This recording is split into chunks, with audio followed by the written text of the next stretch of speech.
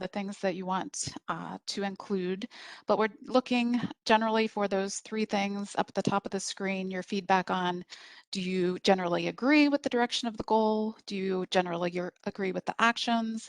And what other actions should we add? So the first goal we have, strengthen Baltimore County's ecologically valuable forests, wetlands, waterways, and floodplains, as well as parks and permanently protected easement lands that will contribute to the health and quality of life for residents. Actions under this, in no particular order. The first actions are associated with land preservation. So 1, continue the county's financial support for conservation easements and pursue additional funding options, including tax credits for agricultural land preservation programs to increase the number of acres in permanent preservation, prioritizing protection of contiguous tracts of farmland to increase viability of productive land. 2, support an evolving agricultural industry and farming at many scales that contributes to a local food supply, and conservation of agricultural land, rural open space, and environmental resources in Baltimore County.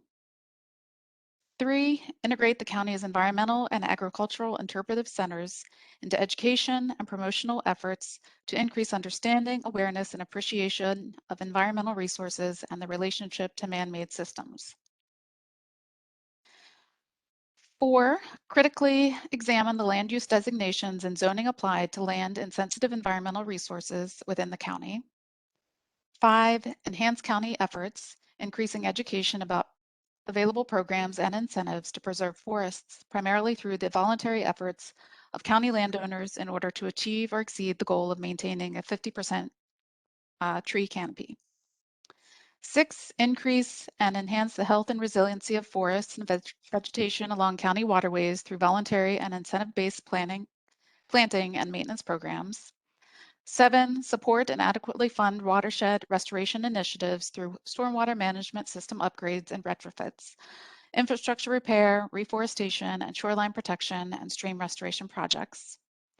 And 8, control and mitigate invasive exotic species, both flora and fauna, on county-owned lands to maintain the diversity and health of forest lands, native plants, animal populations, waterways, and habitats. So I'll scroll back up to the top.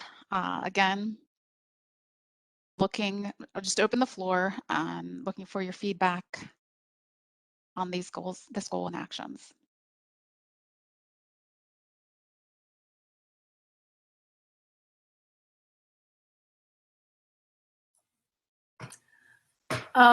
So I'm not sure if I'm understanding this correctly, but this seems to be focused on, at least under land preservation, land outside the URDL. And I guess I'm wondering why there isn't also inside, attention to preserving land inside the URDL, in urban spaces, in suburban areas.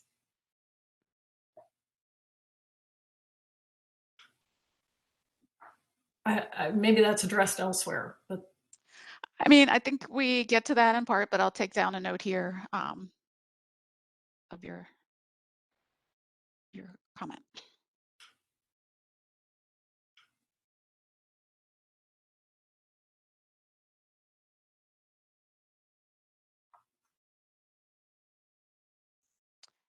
Any comments just on this overall goal? Is it generally going in the right direction? Is ecologically valuable,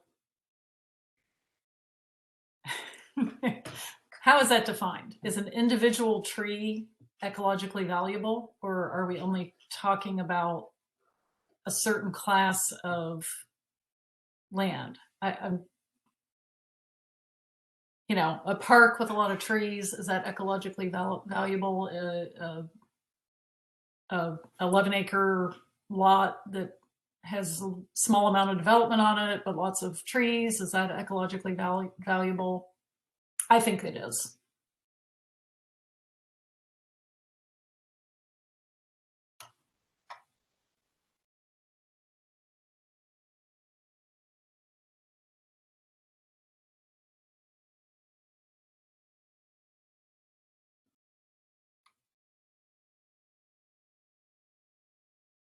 Does that goal include oversight into proposed development waivers?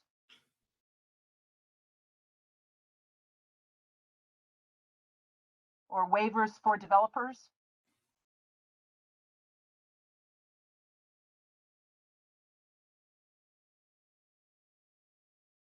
Environmental waivers, is that what you're meaning? Yes.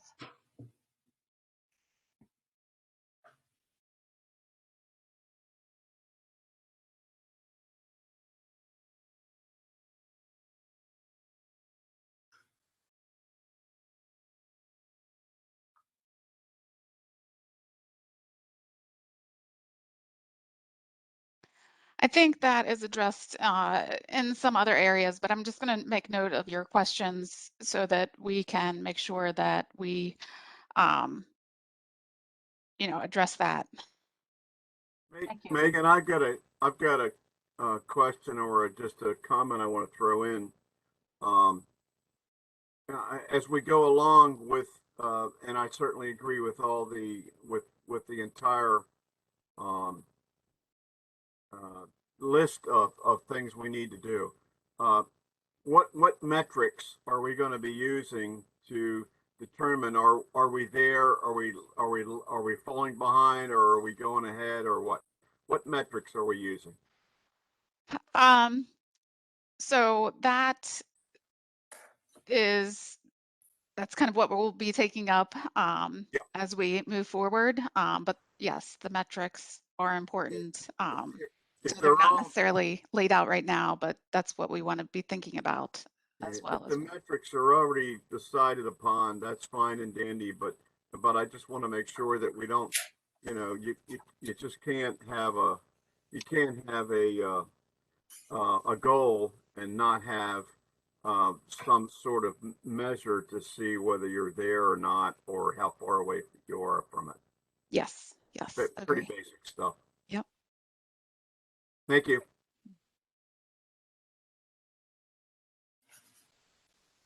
Where would road salt pollutants come into your this overview? So we have drinking water and groundwater. Yeah, so we have moving down as we move through our next goals, there's a section that focuses more on water quality. I see. Thank you. Mm-hmm. Does preservation, protection, watershed buffers that factor in? I'm sorry, I'm having a little bit hard time hearing. Could you say that again? Where do the reservoir watersheds fit in? That's their protected easement, including, for instance, says county. Obviously, that's city land that's pretty critical to the health.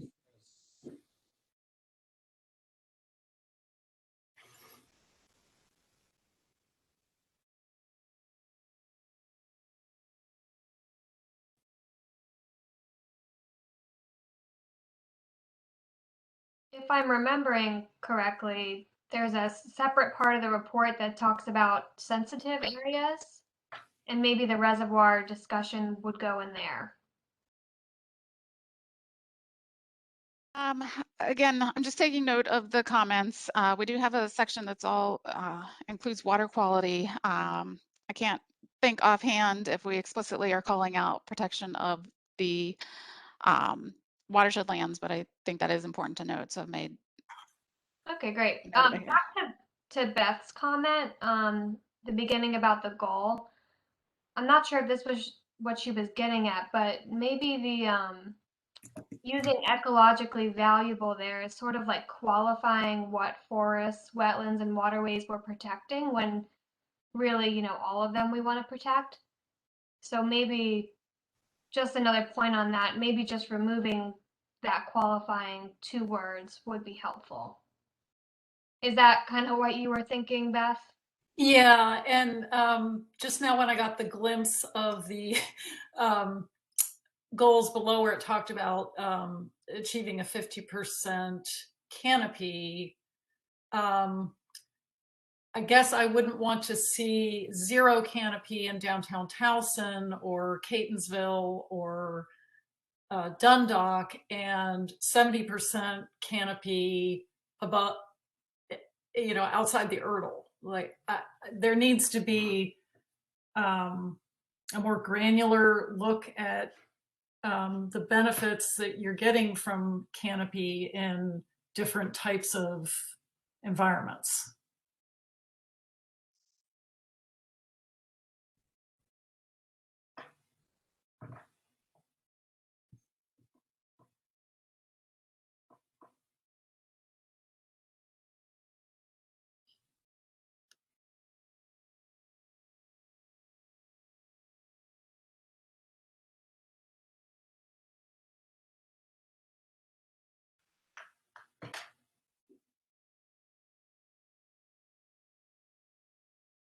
Is that, do you want to add anything to that?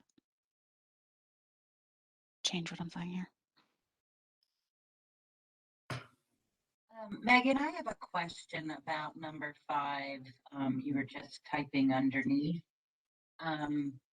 Enhancing county efforts, you know, increasing education about sort of voluntary forest protection.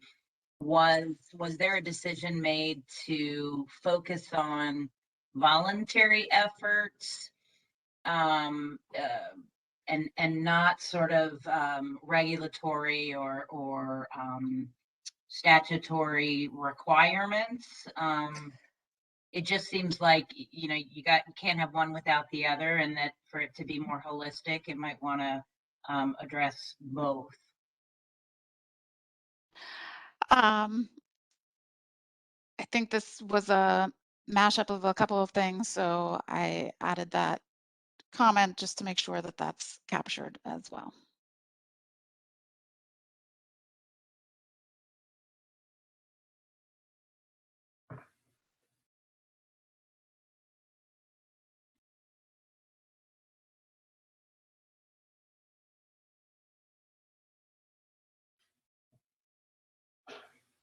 Any other comments? Places you want me to scroll on these 8, or we can move on to the next goal. Just want to give a resounding support for number 8.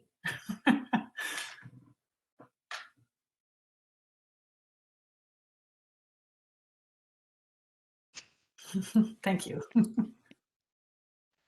All right.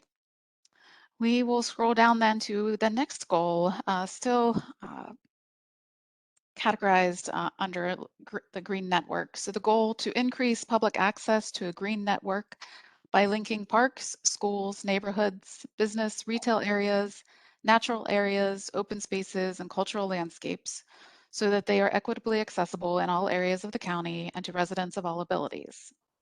The actions under this goal include improve coordination among county agencies to enhance the benefits of county-owned open spaces by encouraging passive and active uses that incorporate community benefits, passive uses, and need to protect environmentally sensitive areas.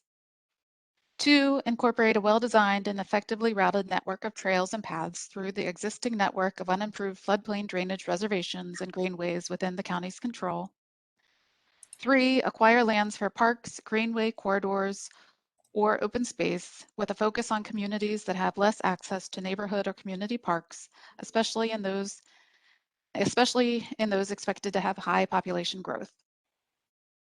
4, increase the number of community pocket parks that contain community amenities such as recreation facilities, tree canopy, retrofit stormwater management facilities, and water quality natural resource education. 5, continue to support and expand the Operation Retree Baltimore County equity-based tree planting initiative, focusing on expanding tree canopies in older, high-density, lower-income neighborhoods.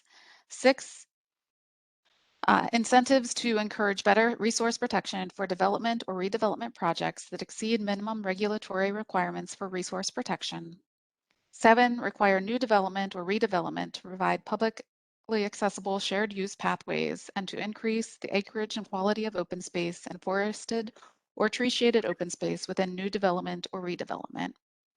8, encourage acquisition of land, increase natural resource protection and restoration, and provide quality park design to include the use of environmental site design standards, which include preserving woodlands, protecting water quality of streams and coastal water, and improving air quality. And 9, increase coordination with land conservation organizations and neighboring jurisdictions to maximize parks and open space preservation to strengthen a regional green network. So I open the floor to any comments.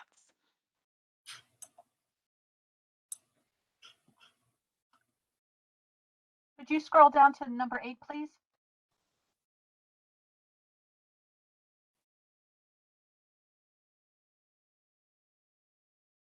It's split between the pages, I guess. Can you see that?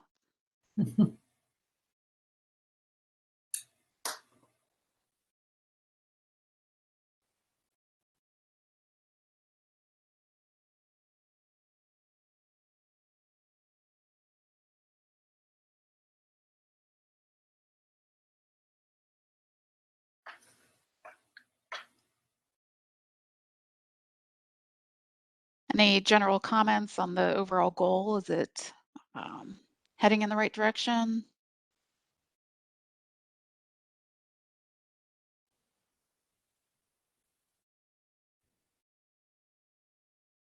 This whole topic has a lot of actions, a lot to take in. So.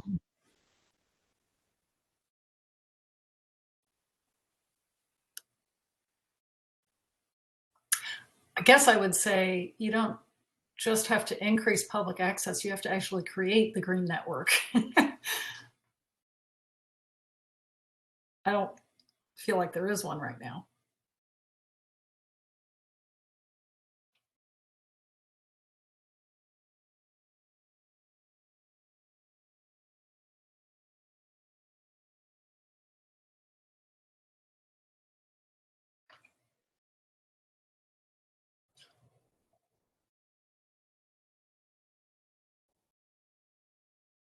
And then along with that, there, it seems there needs to be a plan and public input, community input, NGO input, stakeholder input. That's probably the overarching term.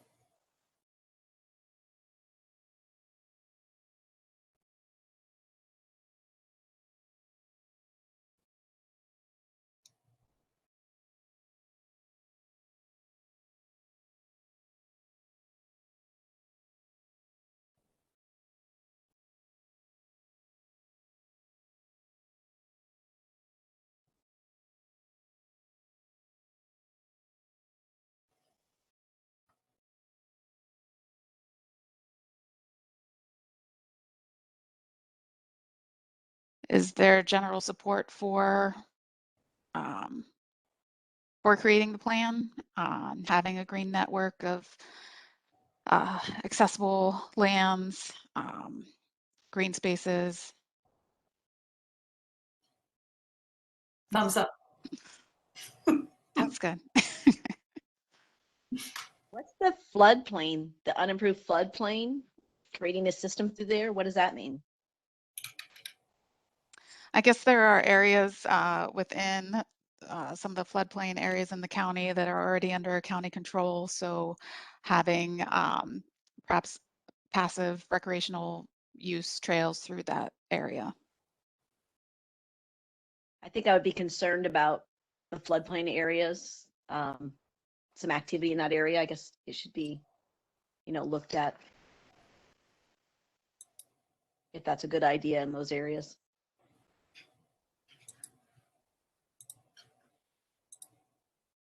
Hi, this is Sharon, and my concern about all of these goals is that the climate change element needs to be paramount because, and it has to be kept in mind when we talk about acquiring land or building this or doing that.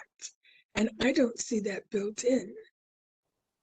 We do. So as we move down, our final goal that we're going to talk about this evening is focused on climate change. So I think we'll get to that, but I will just add a comment here.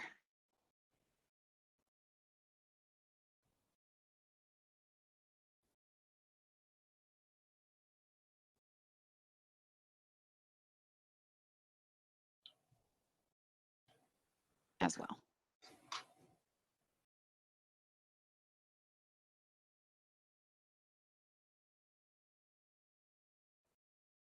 All right. I'm not sure our timing. We Can have I, go can ahead. I add something before we move on? I'm Yeah. not sure if it fits under one of these actions or not, but I feel there's a fair amount of, particularly at schools, quite a bit of land that needs to be looked at in terms of providing the best habitat. Maybe converting turf areas to forest or meadow. It's not necessarily being used as rec space. Obviously, I don't want to turn a baseball field into a meadow or a forest, but it seems like I don't know that there's an action item that addresses that, of looking at existing land and what the best ecological use of it would be.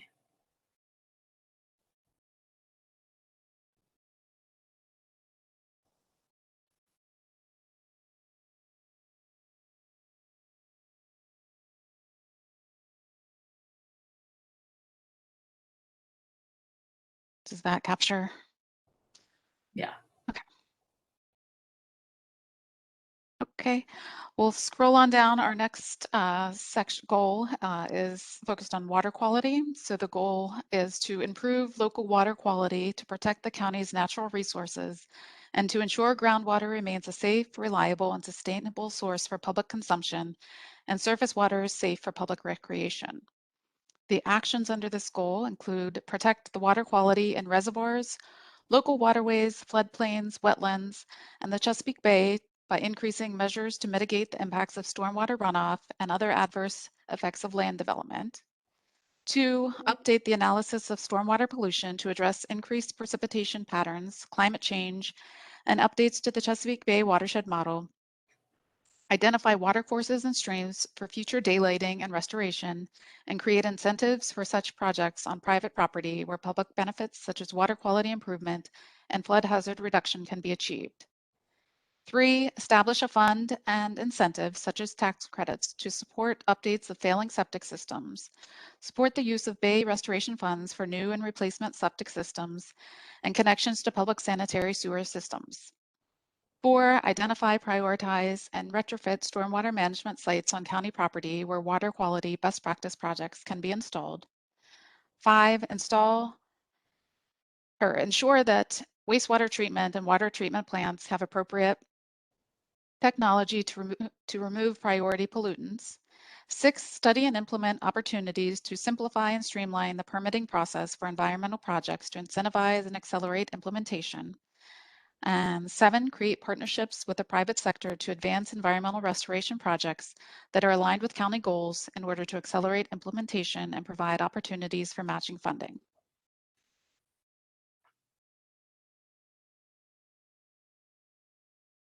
So I guess it's in this section that the attention and mitigation and prevention of road salt infiltration and runoff should be addressed.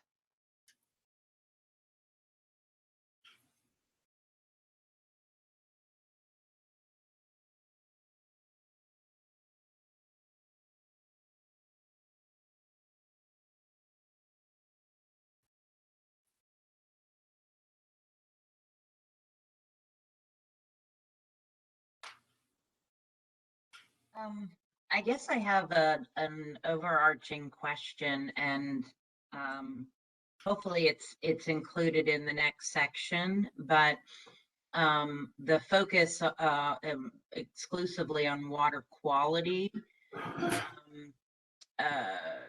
seems to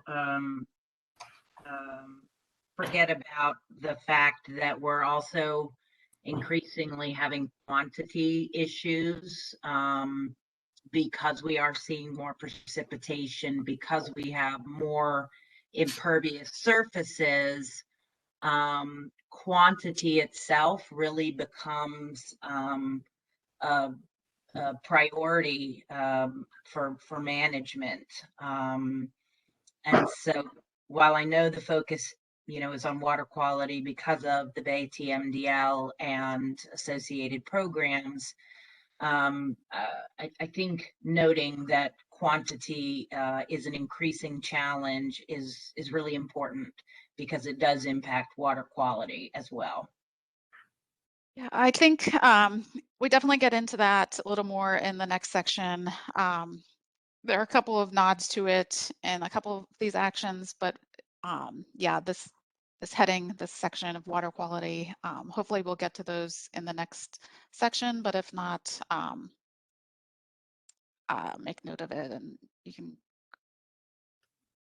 make sure that we include that. To go along with what Jen just said, I think you are sort of touching on it in one a little bit, but maybe just adding a mention of climate change in that specific action would be helpful.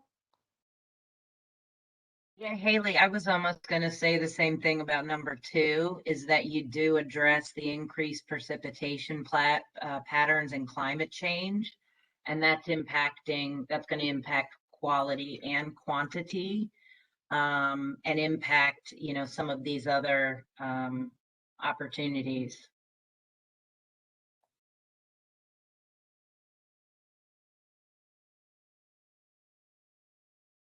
Also, what about including working more closely with Baltimore City? I know some of their lines are backed up, which causes backups in the county. So that those problems need to be addressed.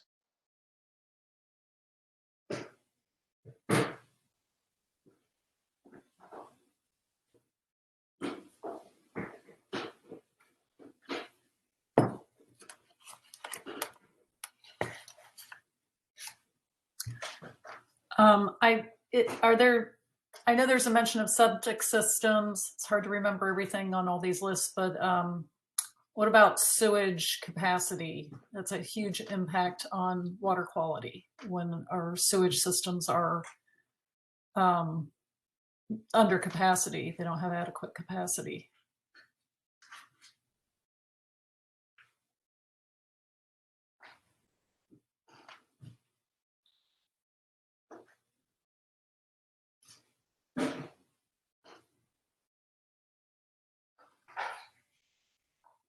Where does the whole topic of litter come in, and managing, that kind of pollutant? I believe litter is addressed in one of the other topic areas, maybe in healthy communities, because there's some crossover, but pretty sure it is. But if not, I will make note of it and see where it would fit in. Yeah, I mean, I just know in our community, and Haley has worked closely with us. We've got an issue with the streams trapping garbage that's coming from, these egregious offenders, the businesses that are lining the Reisterstown Road corridor. And it just, without somebody actually picking up the trash that's blowing, it gets trapped ultimately in the streams. So thanks. They interconnect for sure. Beth, I'm glad you brought that up, because it's not being addressed anywhere. It just takes local people to get up off their butts and go out and pick up the trash that's been put there, and of course we have some cooperation from some of the agencies to go out and pick the stuff up, but it's gotten to be it's an epidemic, and it's not being addressed. I don't care what anybody says, it ain't being addressed, because I can tell you about my road where I pick up the trash 2 miles each way every 4 or 5 weeks. So They can say everybody can say what they want, but it ain't being addressed. So there it is. Yeah, I mean, I can tell you that we had a meeting this morning. I don't want to get off topic, but we met with all of the county officials. It is an election year. And Yep. so we had all of our delegates. We had Senator Hedelman. We had our chamber lead. We had the head of code enforcement, who's newly promoted, Adam Whitlock. Yep. And we had a very productive call because I feel like you do, Bob. I'm pissed about all of the litter coming from the business owners, and calling code enforcement to be reactive about it isn't the answer. So if you are interested, I can give you a suggestion, maybe offline, just tell you how to get a hold of Adam. Yeah, I'm not just talking about trash from the business owners. I'm talking about people who live in the area and are throwing trash. It's epidemic. It's much worse. I've lived here 70 years, and it's much worse than it ever was. And there's nothing being done about it. And you can post signs until the cows come home about $1,000 fine, and nothing happens.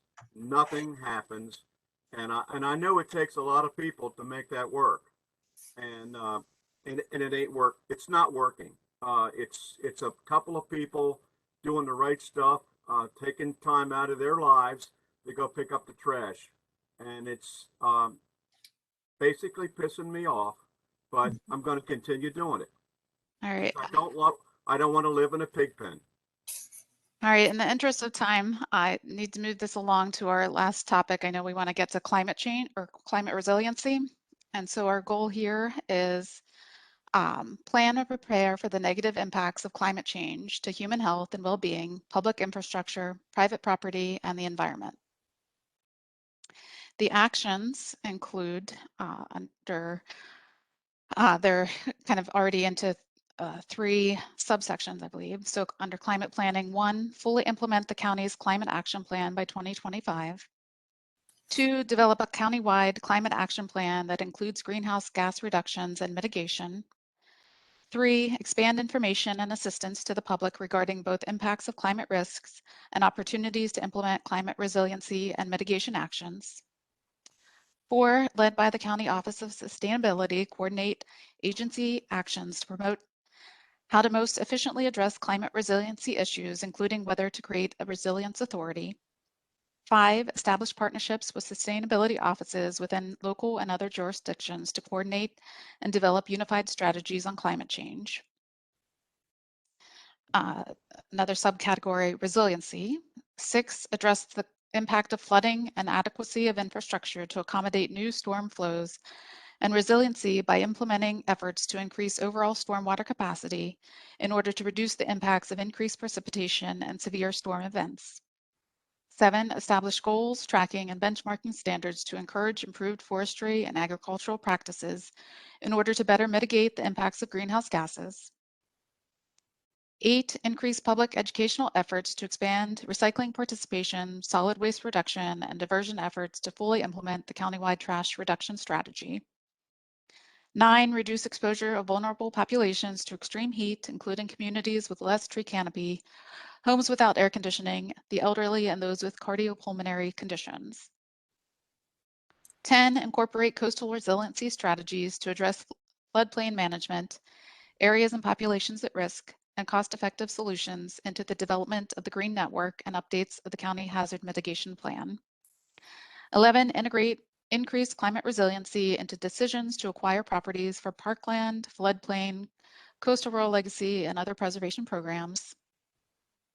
And then the subsection of green building and efficiency. 12, adopt codes and standards and practices to support climate-ready green buildings, development and redevelopment by incorporating sustainable infrastructure to deal with increases in heat, precipitation, and flooding. 13, create new and improve existing incentives for newly constructed or rehabilitated buildings to include electric vehicle charging stations in public areas, energy efficient lighting, and HVAC to build climate adaptation into revitalization. revitalization. 14, improve energy efficiency by increasing access to and availability of alternative energy sources by identifying and addressing local impediments to streamline the use of alternative energy sources. 15, create a solar siting process to support the installation of solar on commercial sites and other developed properties in order to protect forests and farms with prime and productive soils. 16, ensure infrastructure that is needed to incentivize and prioritize siting for solar facilities is in place to maximize benefits and reduce impacts of sensitive resource lands. And 17, explore and implement programs and incentives to facilitate the expansion of solar power to serve more low and moderate income communities. So we have a whole lot of things under this section. So as the county's sustainability officer, I just want to say this is a great list of actions. And so I think you've done an excellent job. One comment that I have, and maybe it's related to number 1 and number 2. We technically have 2 climate action plans. One is an existing greenhouse gas inventory and reduction plan for the county. And then the other one is more of a vulnerability assessment and action plan to reduce exposure and risk to flooding. So, yeah. Okay, so I think the first bullet there is referencing the first plan that you mentioned, the one that's focused on internal government operations, and then and then the second one is getting at sort of expanding that beyond government operations. Yeah. Okay. Yeah. So, I mean, that makes sense. I will say that the planning horizon in the climate action plan is 2030, just for consistency's sake. Okay.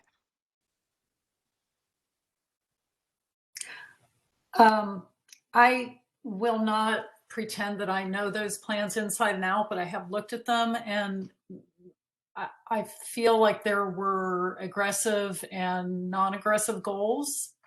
There were 2 different,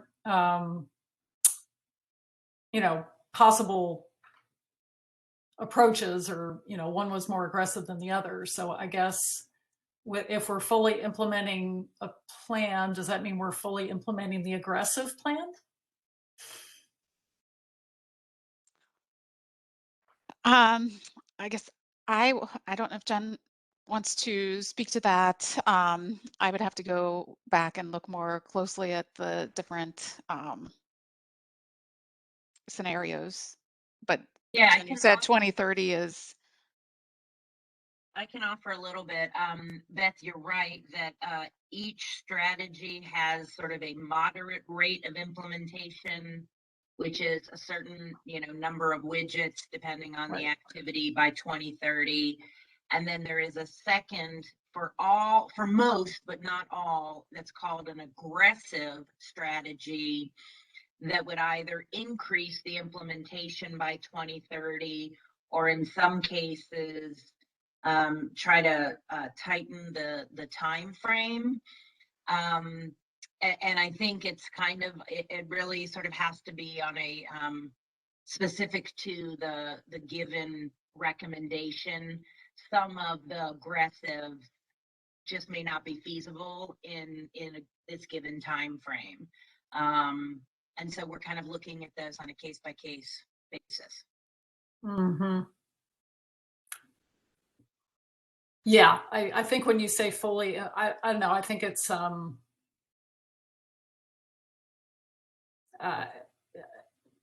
the terminology of fully implementing, maybe just saying implement is more honest.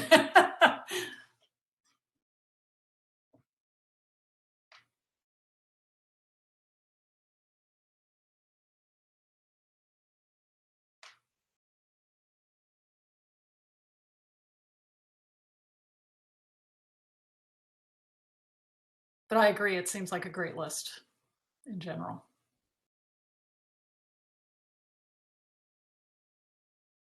Well, as you can imagine, Steve Lafferty played a role in developing this section as well. So, and thanks for your input on it too, Jen. We did, so there is talk in this section about the countywide trash reduction strategy.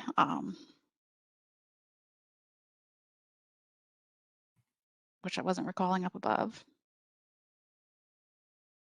The countywide trash reduction strategy, is that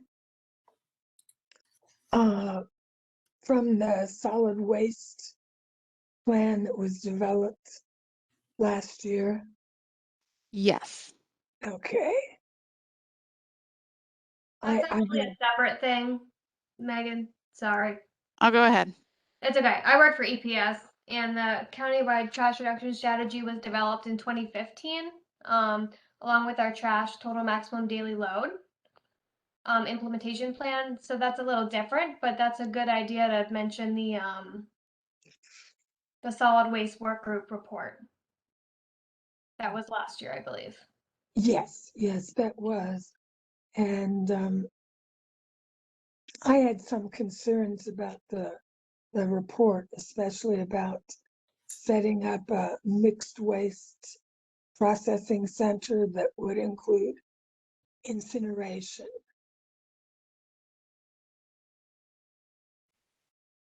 I don't think we can consider that at all.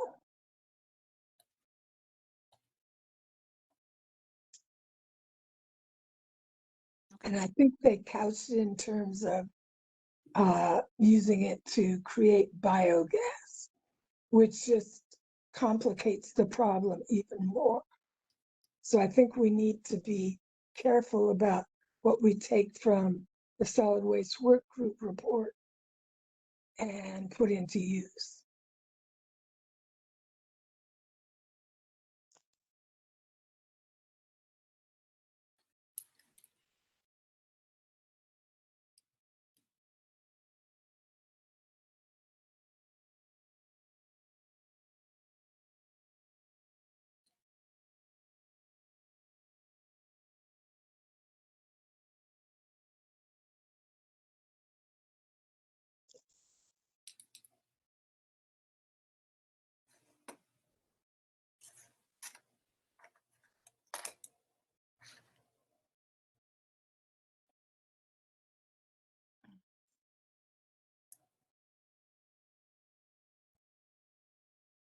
Okay. I have a comment. I'm not sure if this fits into here, but it just goes back to the comments that Bob was making about the litter, all the trash and him saying always having to pick up. And I guess I just thought of it here because in the reducing solid waste or the problem with that. For those of us who are around my age and were elementary and middle high school students of the 60s and 70s, the strong educational, I don't know if anybody else remembers how we were really just always bombarded with the trash. You know, you don't litter, you don't pick up trash. My first thought when he was commenting was about we need the commercial with the Indian and the tear going down his cheek. Again, I don't know if anybody remembers that one, but it seemed to really impress me from that age. And I know a lot of people will talk about that, the Indian with the tear running down his cheek when he looked at all the trash on the side of the road. But what I'm looking at here is maybe in education, do we need to get back to that? I know right now we do a lot with recycle, but I know up and down my street, I live on a rural road, but there is trash thrown up and down my street constantly. And I'm sure, you know, it sounded like Bob has that issue too.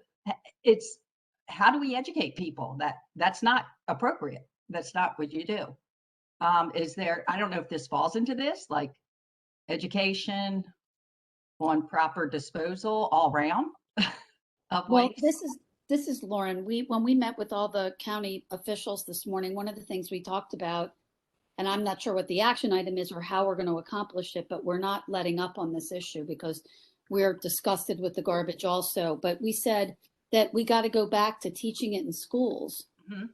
So maybe there is a way through mentorship programs and school coalition programs to have our children sort of focused on the environment and why you don't litter, so they grow up with it. But it's just one idea. Well, as you're talking, I'm wondering about community service from, you know, most kids do their community service in school to reach their required number of hours. And I wonder if part of the master planning could be to come up with ways to integrate that into the school community, you know, service projects. I think that's great, but I also think that's sort of an after the fact. I think part of it is practicing prevention. Well, I think when you have to clean up trash, you start to understand. It's Yeah. very educational. Yes, it is. Yeah. Believe me, that's why Bob and I are irritated. We're well educated. Can anyone make a comment? Yes.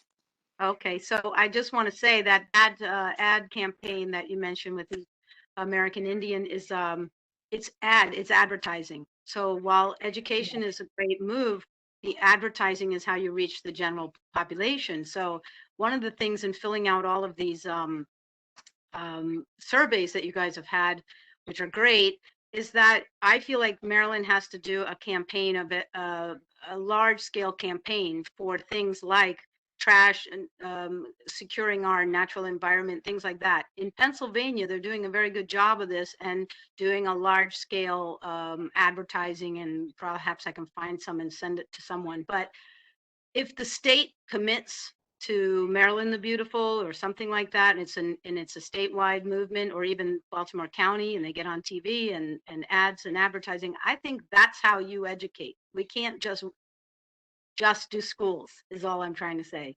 It has to be multi-pronged. The other ad campaign, Give a Hoot, Don't Pollute, was huge. Right, right. I'm a partner in a media company, so I love that suggestion.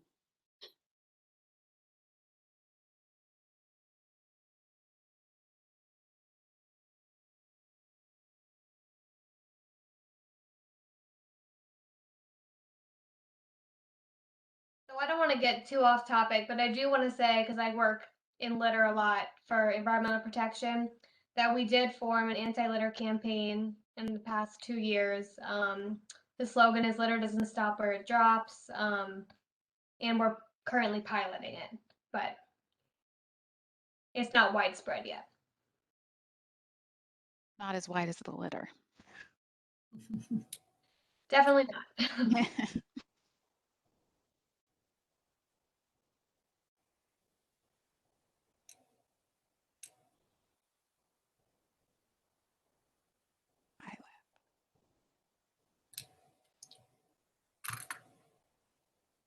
All right, anything else under this section, or any that you want to go back to that we've already covered this evening?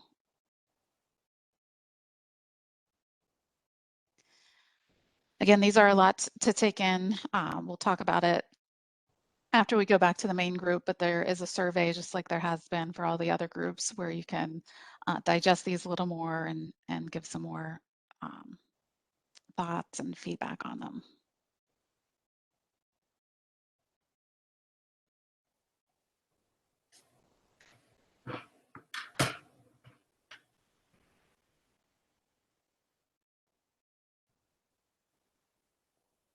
Emery, how much longer do we have in the whole, or how the other groups Still doing? have 15 minutes. So Okay. Amy and Gane is almost done. The Brett is just goal 4, and David still in goal 2, and Joe is almost finishing goal 3. Okay. So you guys done? We've gone through everything. Linda could Davis, answer- I see that you're, go ahead.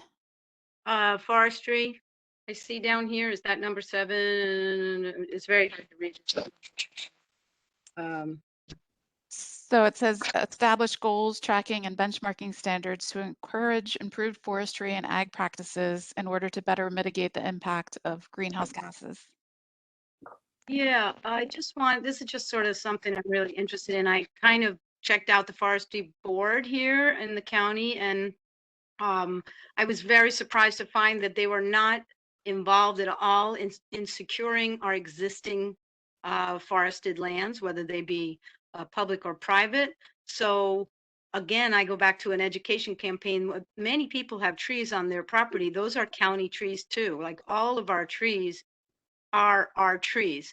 And if you drive by any kind of even county property, you'll find vines and all the invasives, and the key trees are falling down. And I just feel like if we're really looking at a future plan, like a 2030 to 2050 plan, we should be securing every natural asset we have. And I think there's opportunity, like with kids and things like, and other people to truly secure our environment from just degradation of neglect. Honestly, most of it is neglect and lack of education. So it's just something I'm really passionate about, and I wanted to make sure that we got a chance to find out, or to, I just am interested to know if the county is going to value these assets the way they should be. If you ever had a neighborhood with no trees and we have heat and things like that, these are real assets. So that's my major. Sorry to be.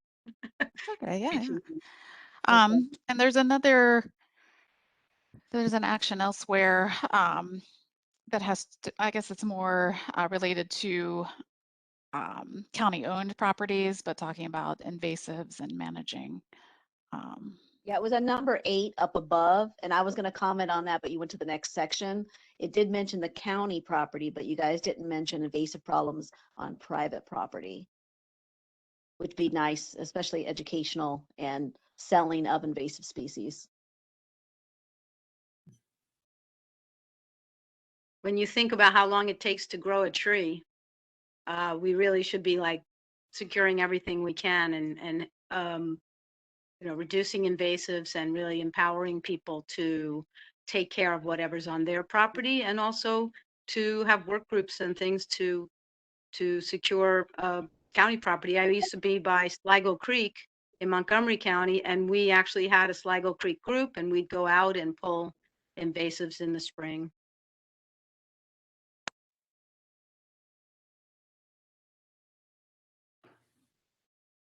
Yeah, I'll say public facilitating public-private partnerships for stewardship of the environment is a goal.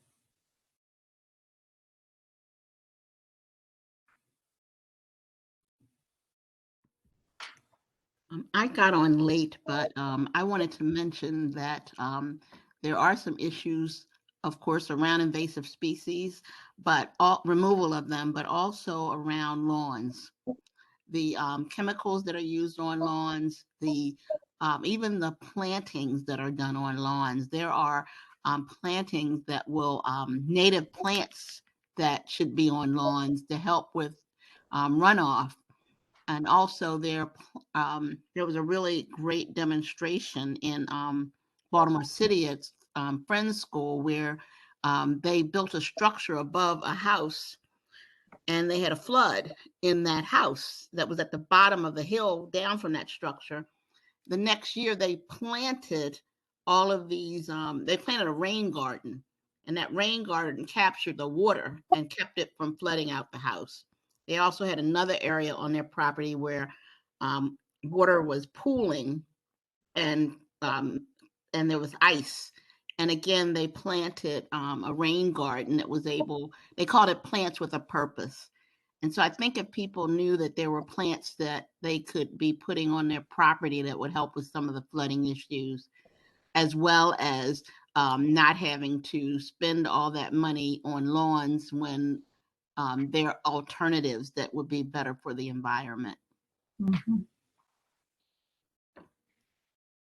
And of course, native plants support native birds and native wildlife. Correct.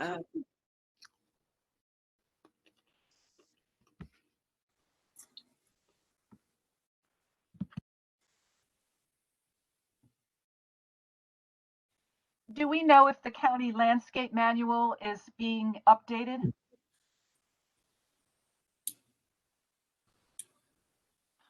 I do not know offhand. Does anyone? This is Jennifer Nugent in the Department of Planning. That is on our list of work efforts to endeavor this year. Another question is, very recently, it has been very easy to call the county to have a tree taken down for a nominal fee, a street tree. And I guess I would like to put a question out there is maybe we need to make it a little harder for residents to take a tree down, a street tree, I mean.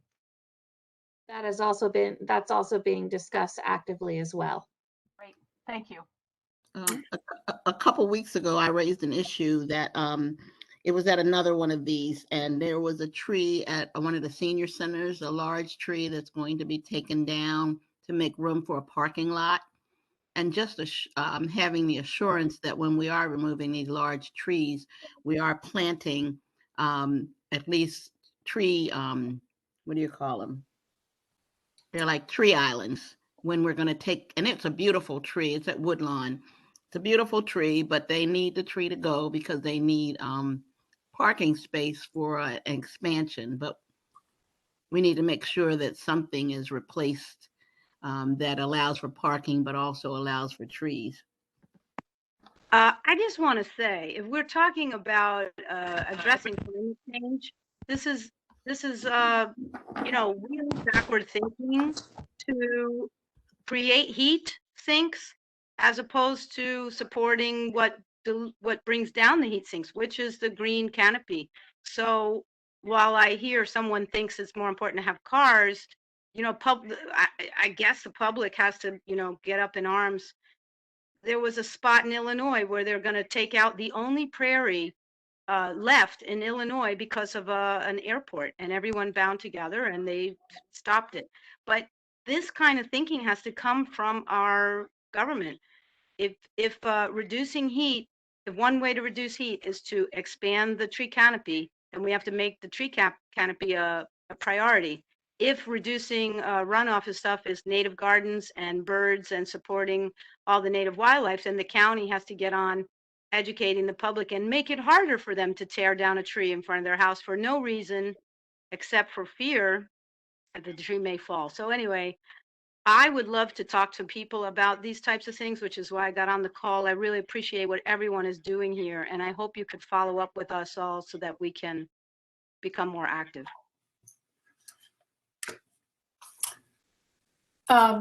If I could just, I guess, tag on, we talked about turf reduction and environmental site design, like rain gardens with natives. Could we be a little more specific in saying that we'd like there to be incentive programs for this to happen on private properties? You've got things in there about it happening on public land, but to make it, to help encourage people to do it on their private property with education and incentives. Got it, yes. I think that's a great idea because these things have to be maintained or they can be overgrown. And so there is a cost and there is time involved. And it's not like just getting someone to come out and mow the grass. I would like to add in regard to emphasis on environmental and ecological education. We already have a very effective outdoor science program in the Baltimore County Public Schools, and I would like to see that program supported and fully funded and maybe expanded. It's an integrated program of staff that goes in and co-teaches with teachers and takes children outdoors. I would like to see that program expand, and in addition, I would like to see the Green Schools program expanded. So as far as across the board, ground up emphasis on children and learning and you know, children, when they learn, they bring the ideas home, and that's the way a whole household can change. So outdoor science program and then the green schools program are both worthy of attention and expansion, and I guess I would say to be fully funded as well and fully staffed.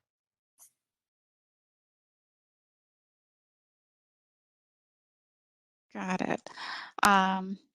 It looks like some groups are coming back, but I guess we still have a few that are not back yet. Everyone's coming back now. Okay.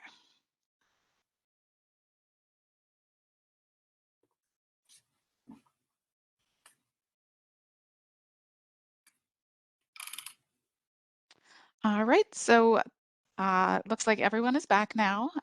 So we will go through and have each group report out. Josephine, do you want to start? Megan, we only have Amy, Joe, David, Brett, and also Gane. And Oh, sorry. Oh, Josephine didn't get a group. That's fine. All right. Amy, do you want to start? Sure. I share my screen real quickly here.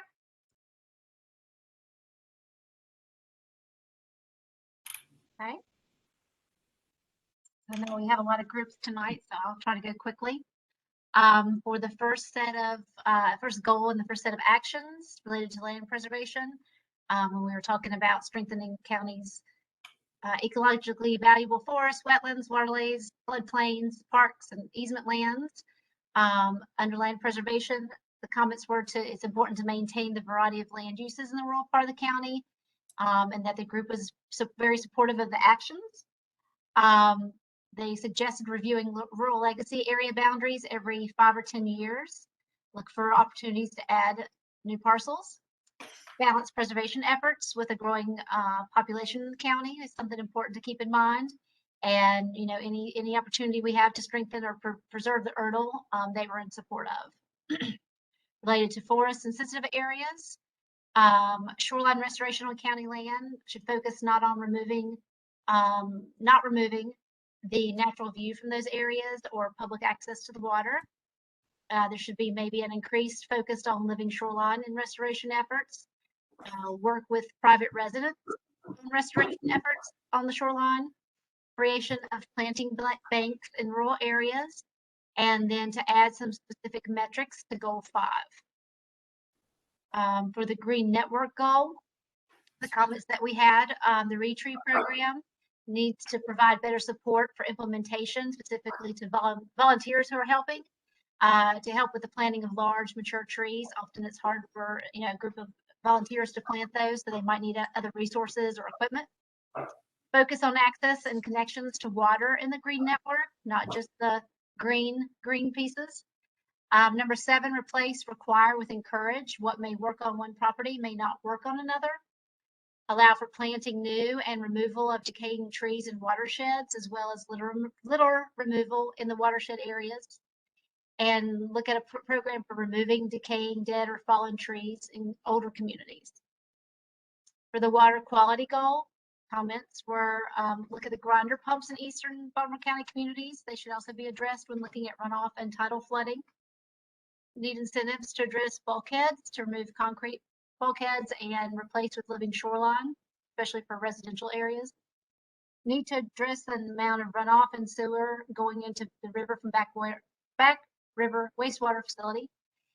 Issue with midges related to nitrates in waterways should also be addressed in the actions. Improve and expand the trash boom in the back river is a great program that should be expanded and should have increased funding. Working with other jurisdictions toward improved water quality, especially Baltimore City when it comes to repairs.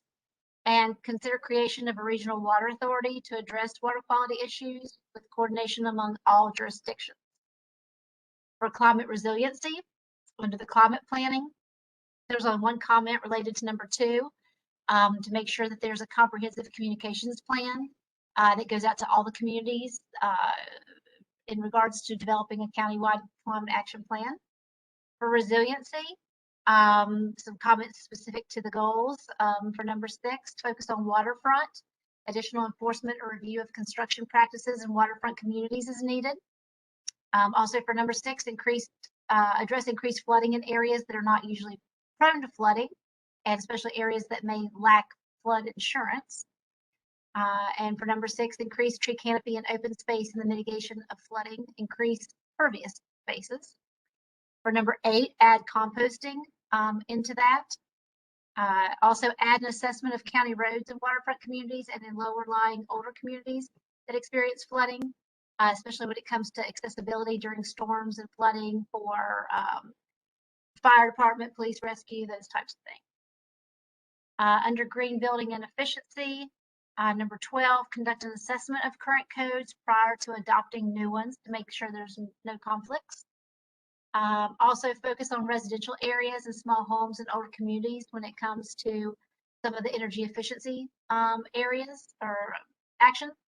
Number 14, add affordability measures to these actions as well as all other actions throughout this section.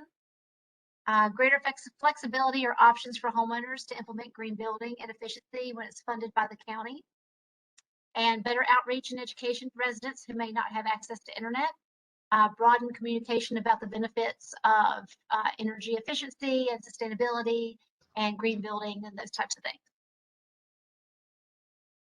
So that was it from my group. Thanks, Amy. David, go ahead. Yeah. Share my screen quickly. And as I'm doing that, again, thank you to my group. They should all feel free, of course, to email me. I know we got cut off there a little bit. All right, so I'll just go through in a few highlighted things instead of just reading everything. Some things I thought were really notable from our discussion. So this one, the county considering soliciting private business support for land preservation projects. We had a few people who are familiar with the private, some of the larger companies in the county, and they thought this is such a popular issue that private businesses would be willing to help out as well. Talking about the agricultural production, how do we find ways to get the food that is being grown so close to Liberty Road to consumers and families in the Liberty Road area? So what can we do? I like that grown locally, sold locally. Moving right along.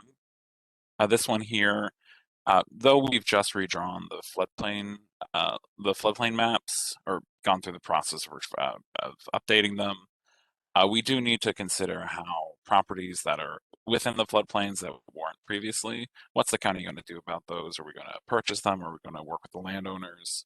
So I thought that was quite interesting to bring up as well. This state program we were talking about, this state program is currently putting out an RFP to get 5 million more trees planted, in the state. But one concern we had was that many trees we already have are really suffering from invasive species, those vines that we see on every tree in the county almost. What are we going to do to reduce those invasive species so we can protect the trees we already have? Going along as well. Here, when we're talking about the green network, those in the western part of the county have had issues with state roads as an impediment to setting up these kind of bike trails, walking trails. How is the county going to tie in this effort to create green corridors into partnering with state agencies? This one I really liked, this idea. Whenever the MTA puts up a bus stop, folks have had experience with them actually cutting down trees. Can the county work to make sure that every bus stop that gets added includes the planting of a few trees? And then when we are actually mandating open space requirements with new developments, can we have native plant requirements on top of that?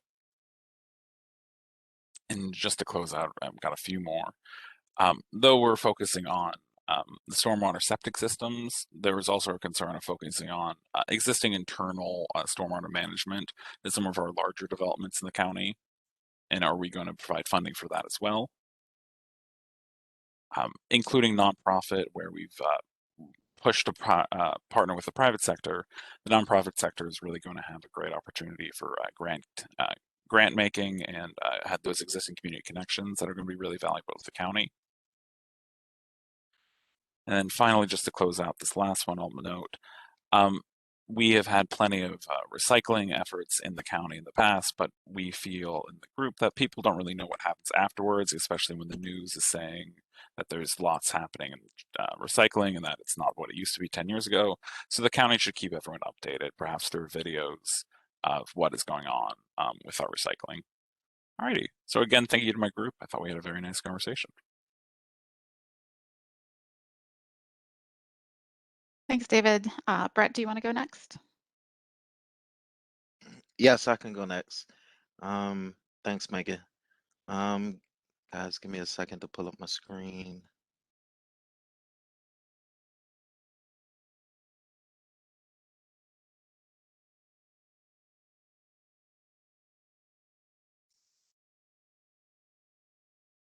Hopefully everyone can see my screen.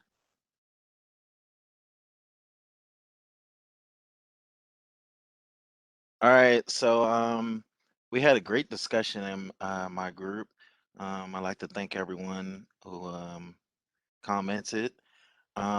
So we thought for land preservation action number one, that eco services and water quality programs should be included, and the efforts to to support the efforts of the conservation easements. And Larry made a comment. I'm sorry. Oh, okay. Larry made a comment that we should broaden our coordination with different ag programs, such as the Rural Legacy, on efforts to put together a vision for the master plan. We also thought to explore options for carbon sequestration, as far as for land preservation opportunities. Number 5, we would like to see the requirements for maintaining the trees that exist currently increase. Expound on the also expound on the areas that will be affected by the 50% tree canopy. Will it include areas inside the Erdl as well as outside of the Erdl? And how will this affect the existing development currently?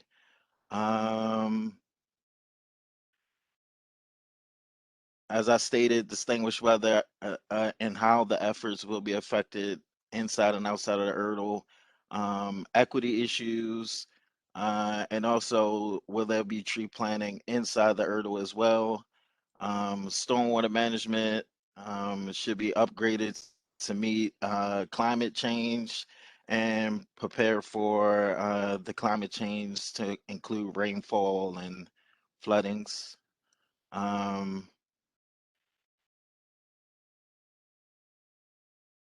We also would like to, for what section is this?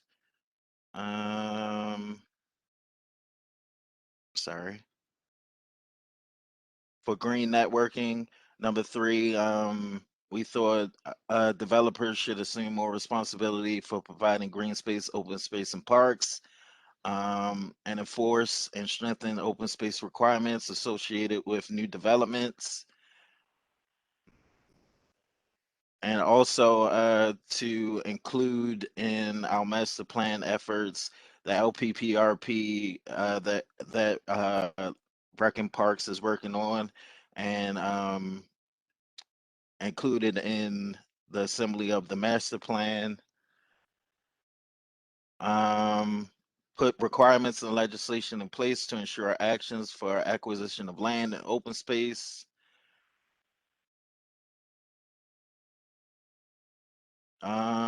I think we all agreed with this one, number 3. For compliance of the EPA consent decree, not connecting we didn't want to see current septic systems connected to public water systems. It encourages running sewer lines outside of the Erdl, which is encourages more development outside of the Erdl. and we would like to see that land protected. And for number 6, instead of just studying, we wanted to see the implementation and funding of opportunities to simplify the streamline and permitting process for environmental projects. We had a strong feeling that it should be implemented and funded.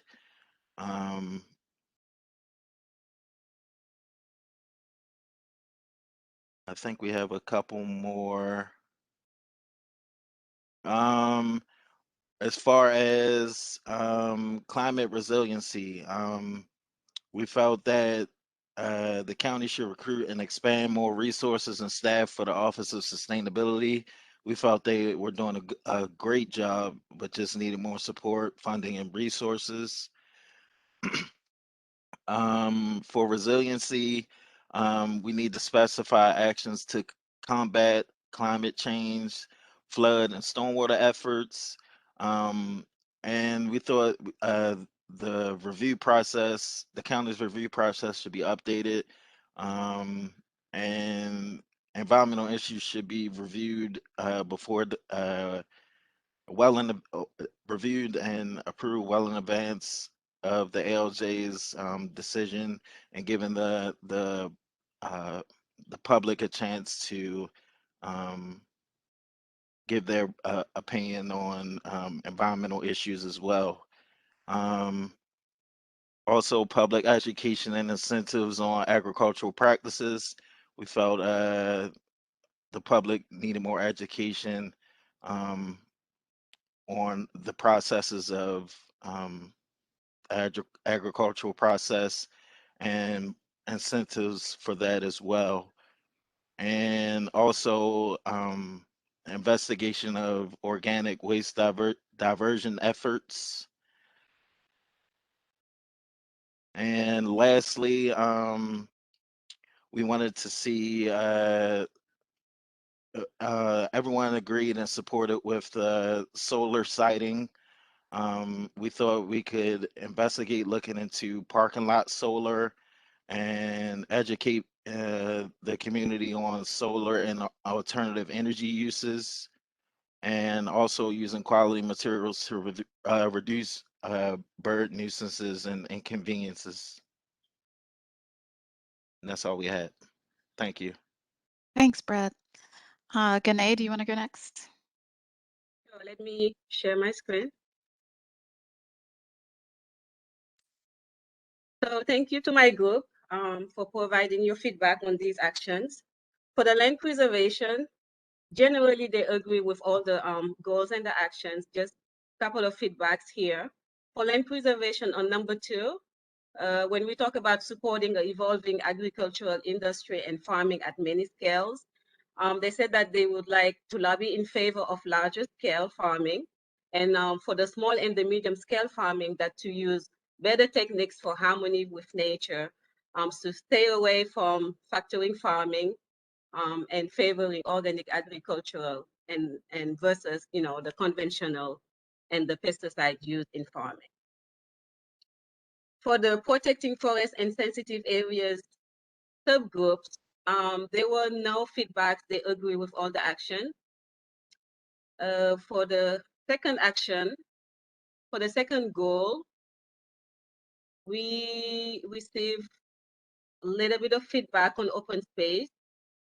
They stated that the developers usually change the requirement of open space with influence of legislation, and they would like to make that tighter, so that open space requirements do not get changed through legislation once they are adopted, and also to come up with some type of incentives or requirements for more green elements to be incorporated in development. We talked a little bit about the landscaping strips in front of properties, and they would like that minimum landscape strips to be increased. And also when that happens, instead of having it as a strip grass, to have some type of tree canopy and to prioritize the trees to be native to the area.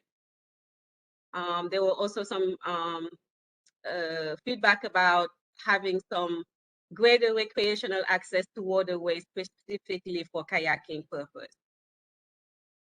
For water quality, on the goal, they would like safety of the reservoir to be included as part of the goal. And for the action, number 4, which is to identify, prioritize, and retrofit stormwater management sites on county property. They would like the stormwater also to be in private properties. And to also have a better collaboration between the city and the county, for the sanitary sewage spill prevention. Usually it is caused by pipe defects or illegal connections concerns. And usually the pipes are not large enough to support the capacity of the development. For climate resiliency, for number 2, they said that the climate action plan, we have to make sure that it includes transportation.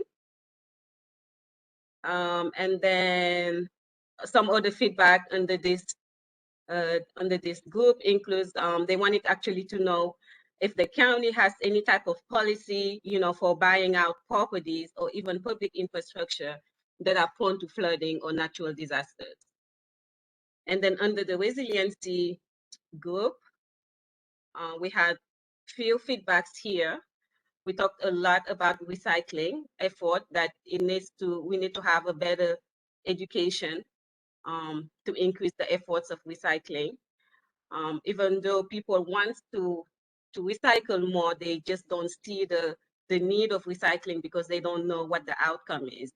Once it leaves, the house, they just don't know what they're doing with the recycling. And then there was some feedback about, instead of focusing in the outcome, we maybe need to incentivize on how to reduce the creation of recycling in the first place.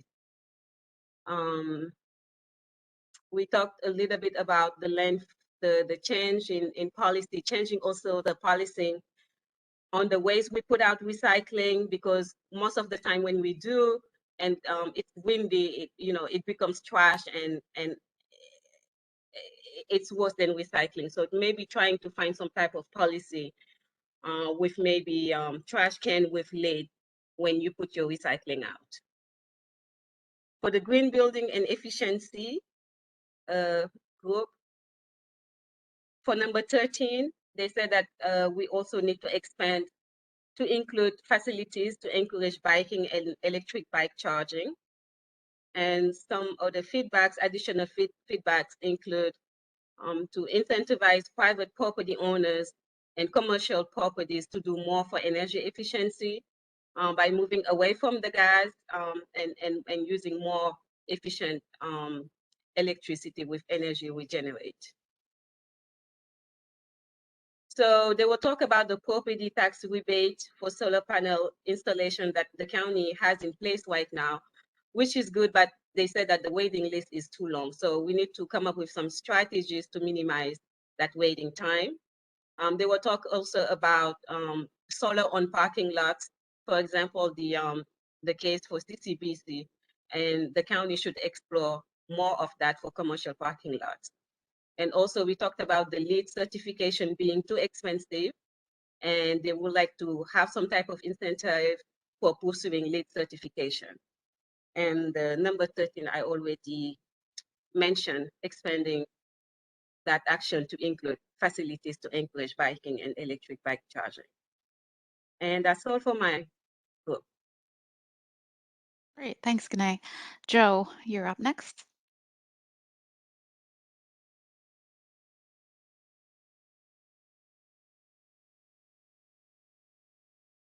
Okay. So for the first goal, the group came up with, for action number 1, they would like to maybe see some sort of open access to the public on these properties, or some kind of keep the view shed open so the public has access at least to the views. For goal 2, or action 2, the county should also set up some kind of co-op for small local farmers to compete with the larger farm businesses. Number 3, increase knowledge to kids about where food comes from. Excuse me. Number 4, County needs to target properties for protection and downzoning. The county should look at process of open space during the developmental process.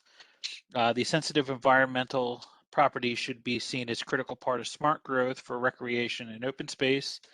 Endangered successful, if you keep developing these, it's endangered successful growth in the county, and not accept just a fee in lieu of the open space during the development process.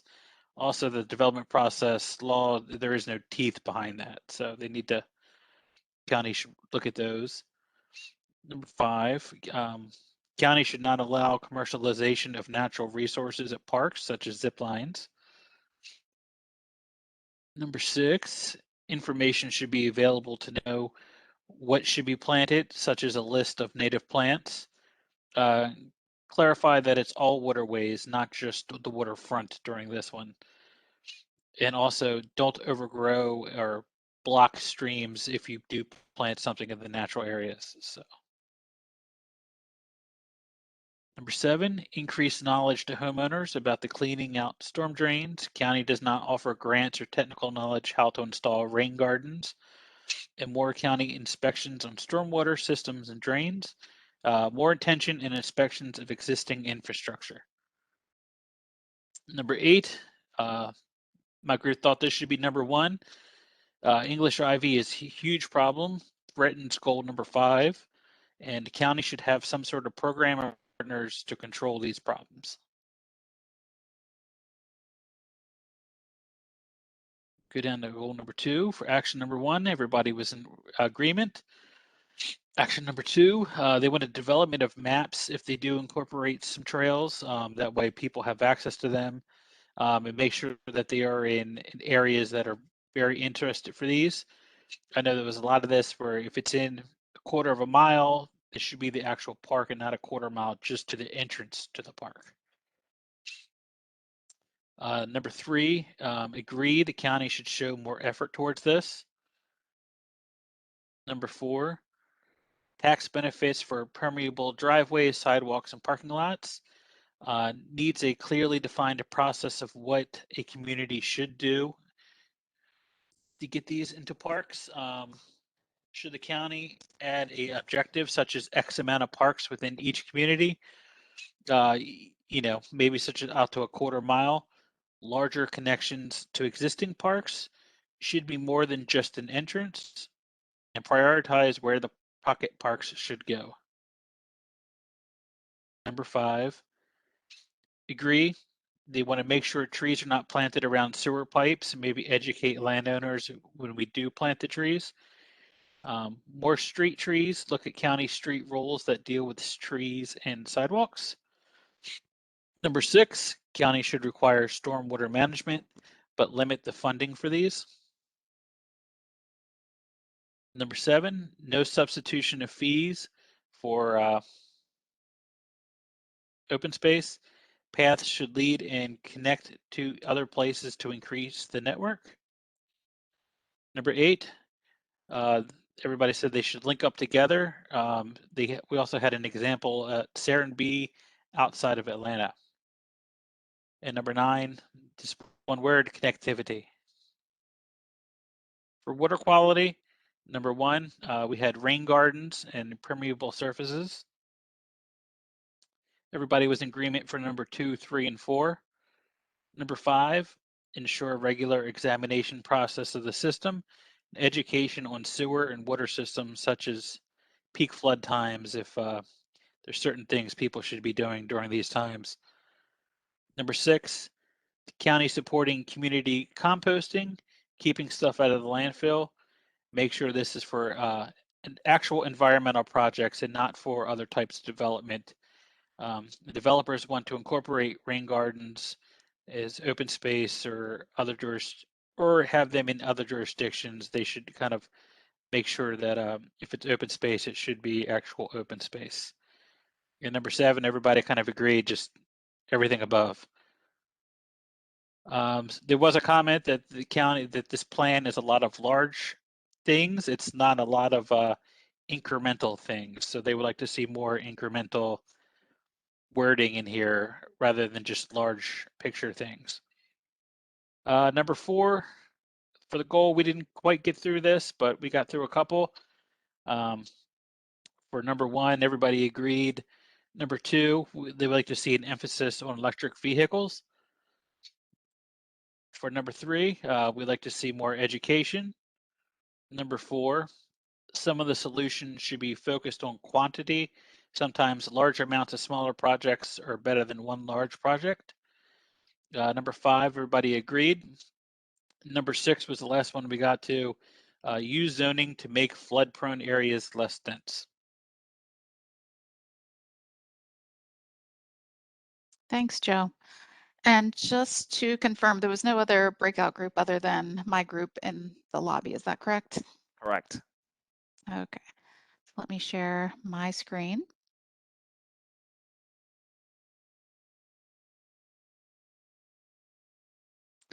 We had a lot of great input in all of these groups and glad to see some overlap of comments.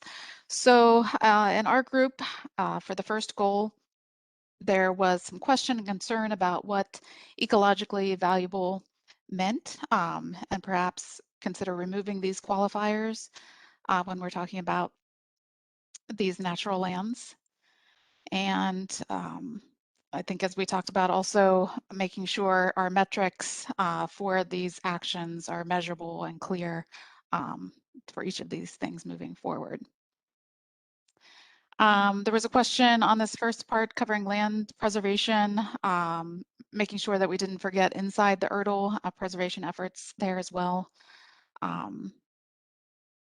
and the reservoir and watershed lands as well. Also, in a similar vein, the goals towards the county tree canopy, making sure that tree canopy is in all parts of the county, are included inside and outside the Erdl, and also perhaps incorporating not only just voluntary efforts in this action, but also looking at some regulatory or statutory requirements related to that. Invasives, again, this action is focusing on county-owned lands, but also consider private lands, education, incentives to make sure that these invasives can be removed, prevented, in all the lands across the county. We have an action item down below, but also a comment here about encouraging public-private partnerships for stewardship of the environment. And there was a lot of talk about lawns, concern about chemicals in lawn care, but also the opportunity for having healthy lawns to help absorb some stormwater, some examples of rain garden demonstrations that could help with education of the public of the importance of these. On to the next goal. There was a comment about the green network before can increase the public accessibility to the green network. The green network has to be exactly defined and established and created, and there should be a public, there should be a plan and a public and stakeholder input process of that as well. And also a recognition that we should probably think about incorporating some climate change, even though we have the goal down below, focus on climate change can be incorporated more throughout some of our actions in these other areas. As far as a network of trails through the floodplain areas, there was some questions and concerns about that. So just noting that. And then perhaps another action to consider is looking at existing county-controlled lands, specifically schools were called out to determine best ecological use and practices on those lands within the county's domain. In our water quality section, questions about addressing water quantity. We got into that a little bit in the climate change section, but there was a little bit of overlap in a couple of our actions. So just calling that out a little bit more, making sure that that's addressed along with water quality. Concern about road salt infiltration and runoff, so perhaps an action related to that. I've heard this mentioned in a couple of the other groups, working more closely with Baltimore City on these related issues. And we had mentioned septics in one of the actions, but, and I think I heard this from other groups as well, including actions related to our sewage systems and capacity issues there. And we talked about litter up here, and we talked about it more down below as well. A recommendation to move out this number 1 under climate planning to implement the county's climate action plan by 2030, which is what is called for in that plan. Education, we talked a lot about education. Yeah, here in the in regards to litter and just environmental concerns in general, there was talk about including some initiatives in schools related to just education campaigns, but also involving perhaps looking at community service requirements and including some coordination on litter there that would help with education, and just out to the public in general about litter, trying to get people's attention and that it is a big issue here and problem. And then a plug for the Baltimore County BCPS program, expansion of the outdoor science program and the green schools program as well.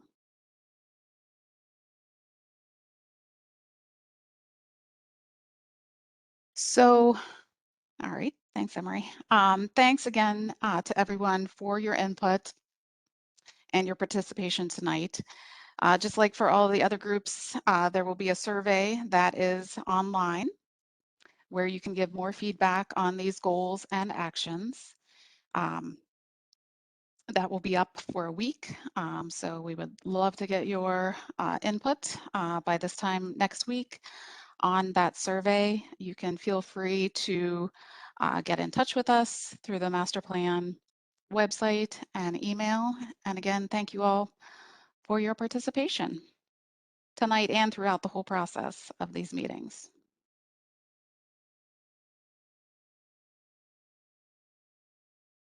And that concludes our meeting. Thank you. Thank you. Thank you, Megan, and all of our staff who've been here throughout all these meetings and folks who've joined us along the way. We appreciate your input. Special thanks to the staff. Thank you.